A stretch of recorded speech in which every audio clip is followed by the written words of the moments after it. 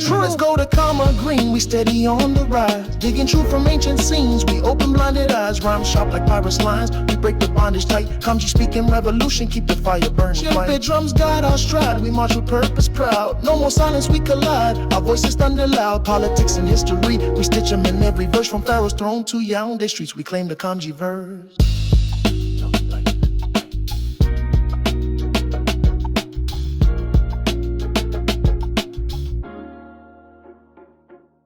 The multidisciplinary case for pre-Columbian African contact, an expanded scholar registry.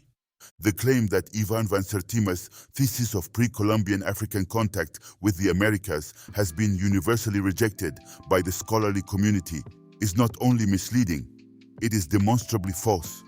What follows is a comprehensive survey of multidisciplinary scholars spanning archaeology, anthropology, physical anthropology, linguistics, history, art history, education, and UNESCO-level scholarship who have affirmed, corroborated, or defended core elements of Van Sertima's model. 1. Archaeologists and physical anthropologists. Dr. Clarence Wayant, an Olmec archaeologist with 40 years in Mexican archaeology who personally participated in the excavation of the first Olmec colossal heads, offered one of the most direct endorsements on record. After reviewing Van Sertima's research, Wayant declared himself thoroughly convinced of the soundness of Van Sertima's conclusions, characterizing the work as the product of 6 or 7 years of meticulous research. Dr. Alfonso Medinzenil, a Mexican archaeologist with direct field experience and a forerunner of the independent Mesoamerican scholarly tradition on African Olmec contact, explicitly acknowledged the presence of what he described as a real Negro physical type when characterizing the Olmecs in his own published work, an acknowledgement that aligns with Van Sertima's morphological argument regarding the colossal heads. Dr. Gonzalo Aguirre Beltran, the distinguished Mexican anthropologist and scholar, and another prominent forerunner of the independent Mesoamerican contact tradition, did not reject the idea of an African presence among the Olmec population, lending mainstream Mexican scholarly credibility to the broader thesis. José María Melgar, 1869, the first modern scholar to excavate and publish on an Olmec colossal head at Tres Zapotes, wrote with striking clarity, "What most impressed me was the Ethiopian type it represents.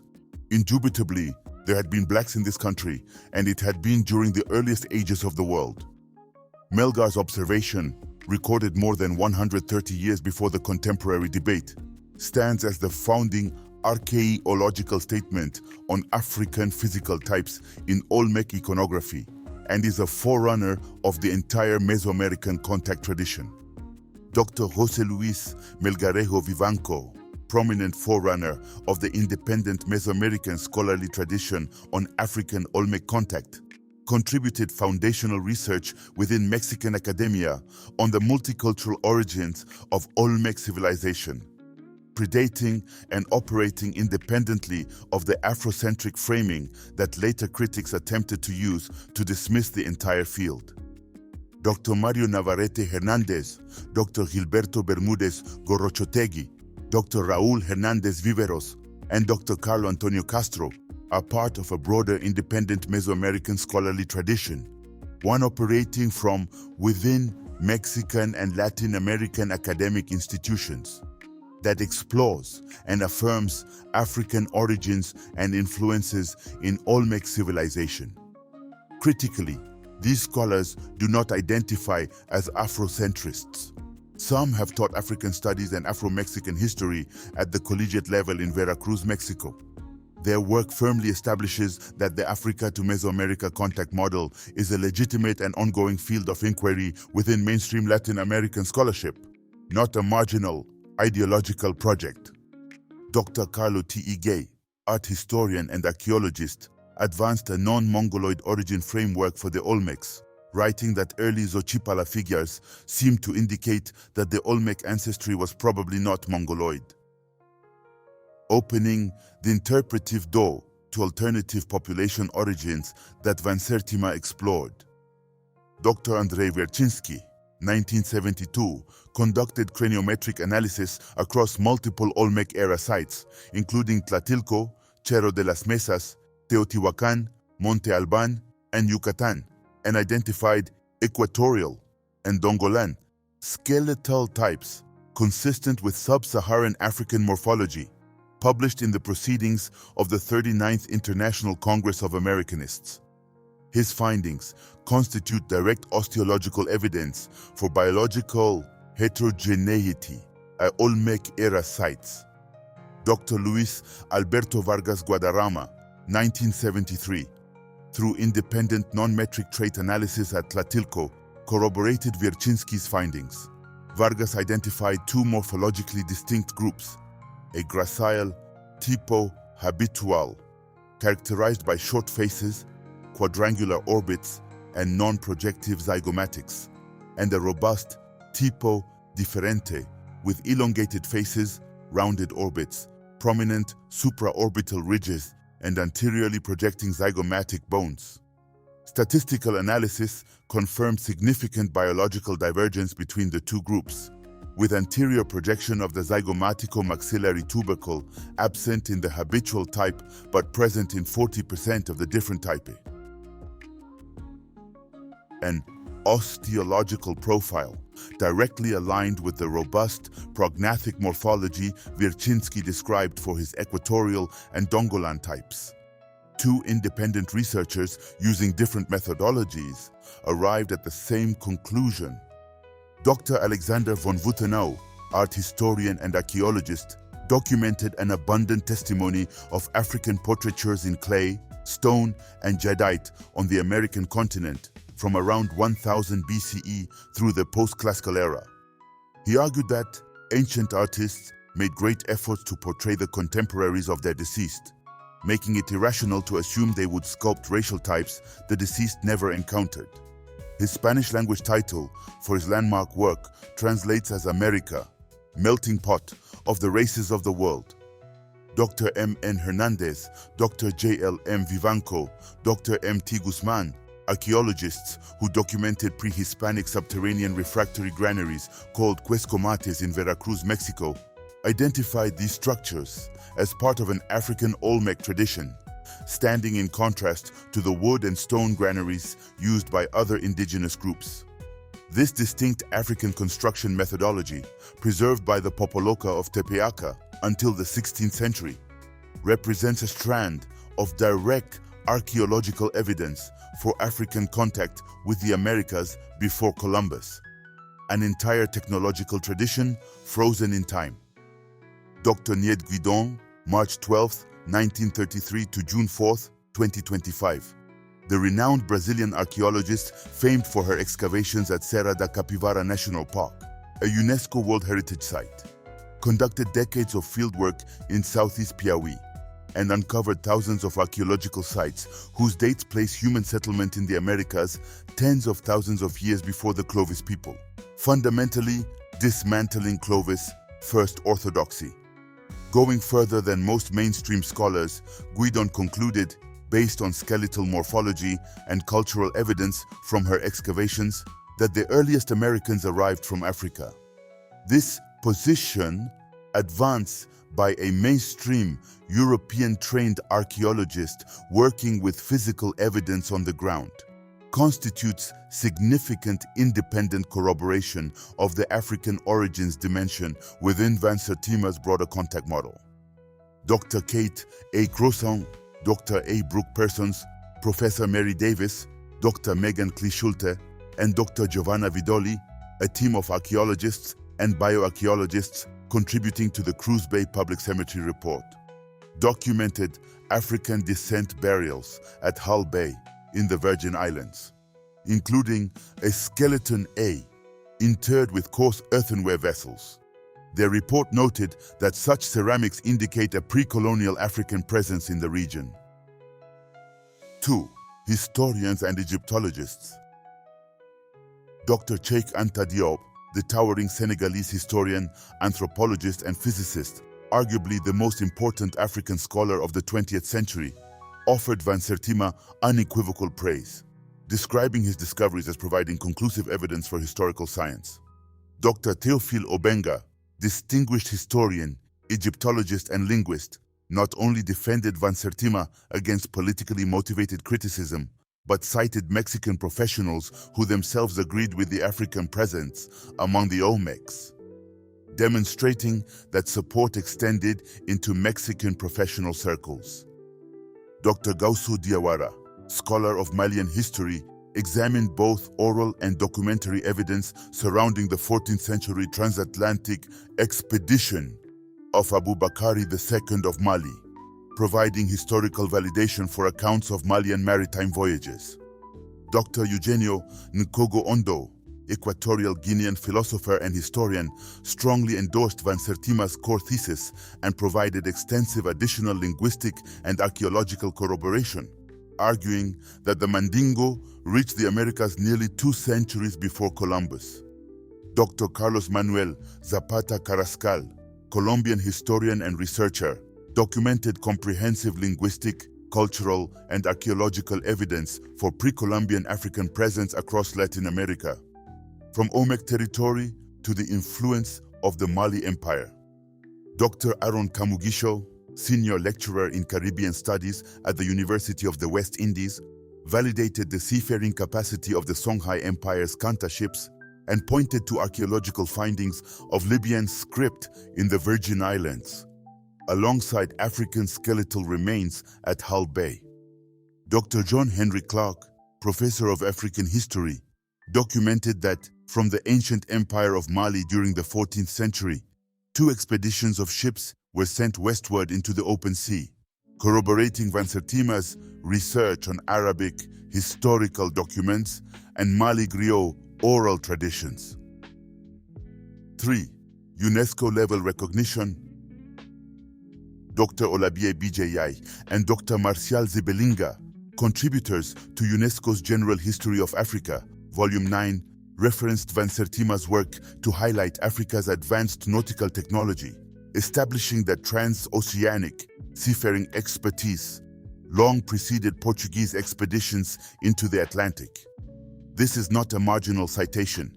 It appears within the official UNESCO framework for understanding African history, lending institutional recognition to Van Sertima's core maritime thesis.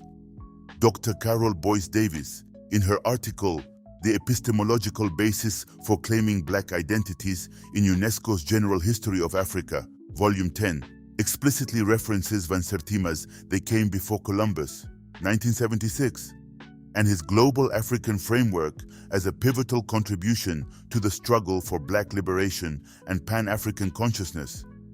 The inclusion of Van Sertima's work within the UNESCO General History of Africa, the most authoritative Pan-African historical compilation ever produced, represents institutional validation of the highest order. 4. Geographers, anthropologists, and diffusionists. Dr. James M. Blount, professor of geography, supported both the possibility and probability of pre-Columbian African voyages to the Americas, arguing that West African mariners were fully capable of crossing the Atlantic.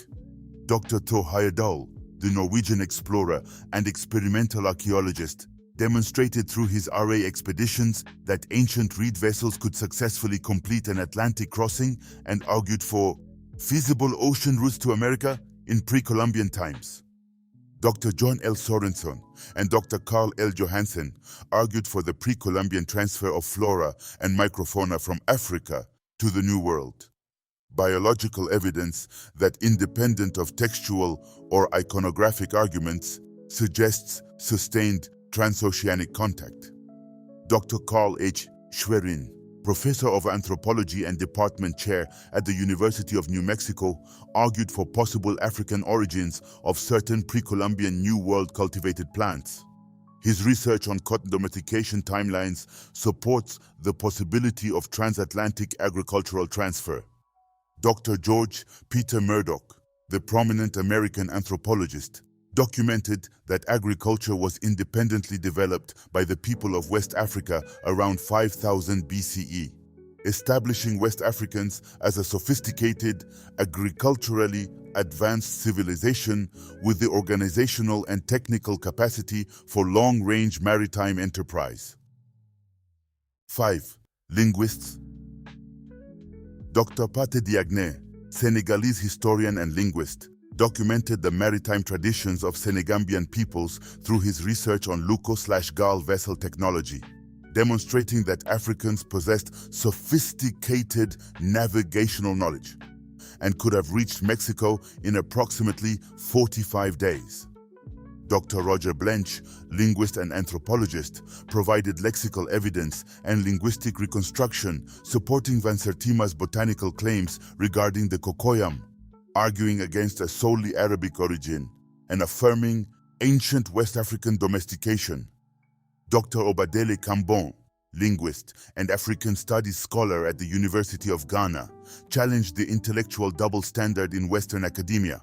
Disciplines that accept the transatlantic drift of monkeys and rodents from Africa to the Americas reject the possibility that seafaring African humans made the same crossing, an inconsistency that reveals ideological rather than empirical motivations.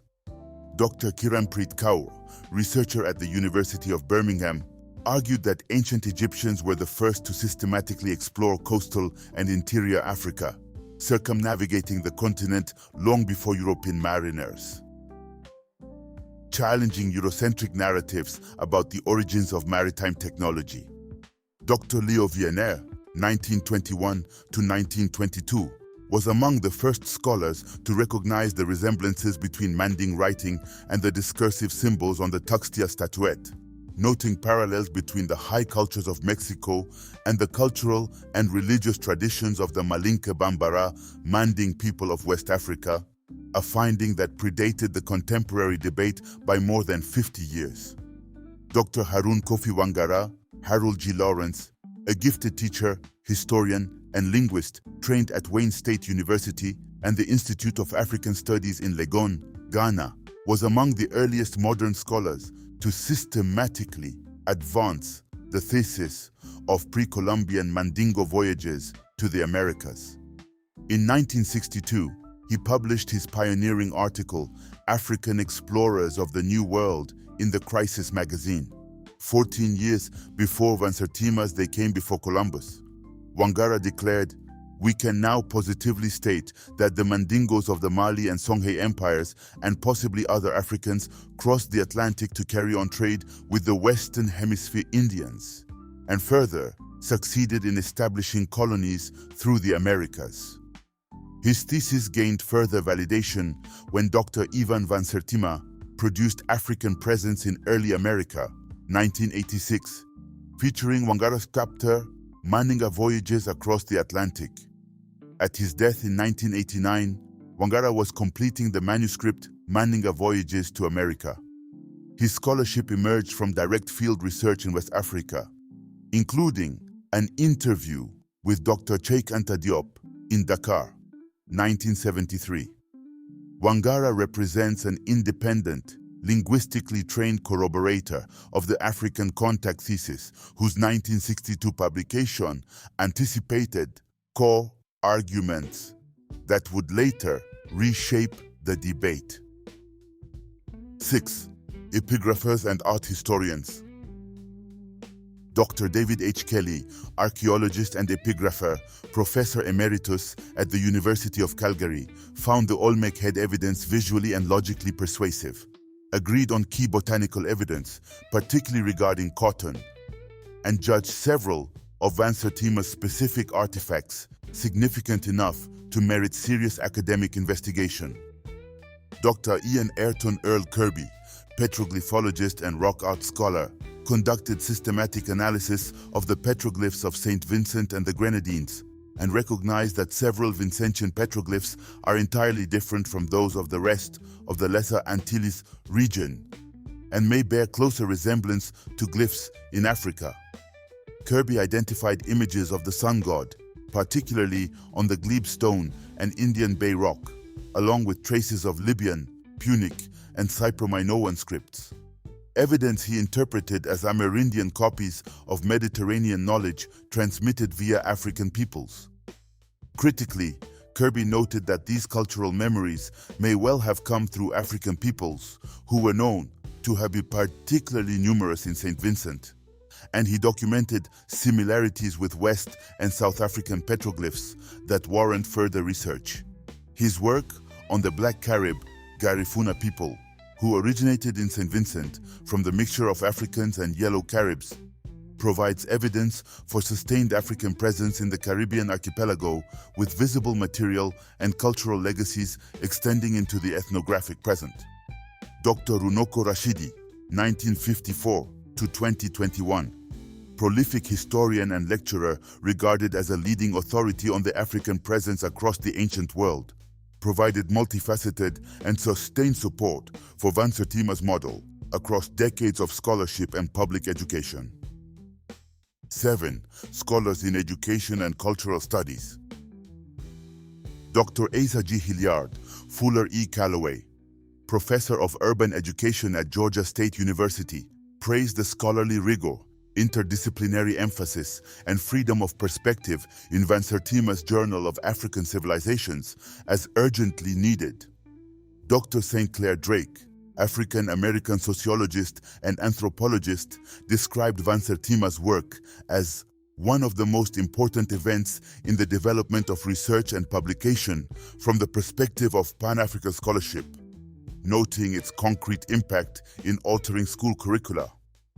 Dr. Martin Bernal, professor of government and Near Eastern studies and author of Black Athena, defended Van Sertima against what he characterized as polemical, ideologically driven attacks, arguing that critics routinely ignored the core evidence and substituted ad hominem reasoning for substantive scholarly engagement. Dr. David A. Gull, art educator, argued that the combined work of Diop, Van Sertima, and Bernal carries profound implications for art education, providing the foundation for a decolonized art history curriculum. Dr. Kari Stevenson Malot, Dr. Lisa Waukau, and Dr. Lauren Waukau Villagomez, educators and researchers, highlighted the oral traditions of Maya communities that independently preserve memory of African presence. Los Negros.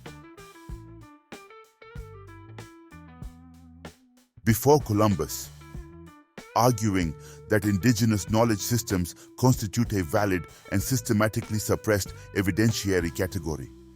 Dr. Clyde Winters, pedagogist, demonstrated that Olmec writing shows strong affinities with manuscripts, that the Mayan term for writing, CEJB, is probably derived from the Manding Sebe, and deciphered inscriptions on Olmec celts, masks, and statues as readable African writing, constituting what he characterized as absolute proof of African Olmec contact from controlled excavation contexts. Dr. Joseph H. Gaines, ed.D., whose peer-reviewed paper presented at the 14th International Literacy and Education Research Conference at the University of the Witwatersrand, Johannesburg, 2007, synthesized archaeological, epigraphic, oceanographic, linguistic, and artistic evidence across disciplines to conclude that there was an irrefutable African presence in pre-Columbian America as early as 1500 BCE, and that the presence left an indelible imprint of literacy in Olmec, Maya, and broader Mesoamerican civilizations. 8. Literary recognition. Dr. Toni Morrison, Nobel laureate in literature, characterized Van Sertima's work as one of the most important contributions to African scholarship. Recognition that the humanistic significance of this research extends far beyond narrow academic dispute. Conclusion. The scholars assembled here represent an extraordinary breadth. Mainstream Western archaeologists, independent Mesoamerican academics teaching in Veracruz universities, Mexican professionals with direct Olmec fieldwork experience, UNESCO cited historians, Nobel laureates, Caribbean studies scholars, experimental archaeologists, bioarchaeologists, osteologists, linguists, epigraphers, geographers, and art historians. They span continents, generations, institutional affiliations, and methodological frameworks.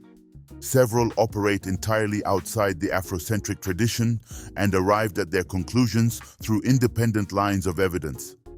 The osteological record from Wiercinski and Vargas, the epigraphic record from Winters and Wiener, the architectural record from Hernandez, Vivanco, and Guzman, the botanical record from Sorenson, Johansen, and Schwerin, the maritime record from Heyerdahl and Diagne, the iconographic record from von Wuthenau, Gay, and Kelly, the oral and documentary record from Diawara and Clark, and the UNESCO-level institutional record from Yai, Ze, Belinga, and Boyce Davies. All point in the same direction. The claim that Van Sertima's model has been universally rejected does not survive contact with the evidence. What the actual record reveals is a sustained, multidisciplinary, internationally distributed body of scholarly support and a pattern of politically motivated resistance that Obenga, Bernal, Cambon, and Gould himself have explicitly named and critiqued. The conversation is not closed. On honest terms, it has barely begun. True. Let's go to Karma Green, we steady on the rise. Digging truth from ancient scenes, we open blinded eyes. Rhyme sharp like pirates' lines, we break the bondage tight. Kamji speaking revolution, keep the fire burning. Shimpy drums guide our stride, we march with purpose proud. No more silence, we collide, our voices thunder loud. Politics and history, we stitch them in every verse. From Pharaoh's throne to Yaoundé streets, we claim the Kamji verse.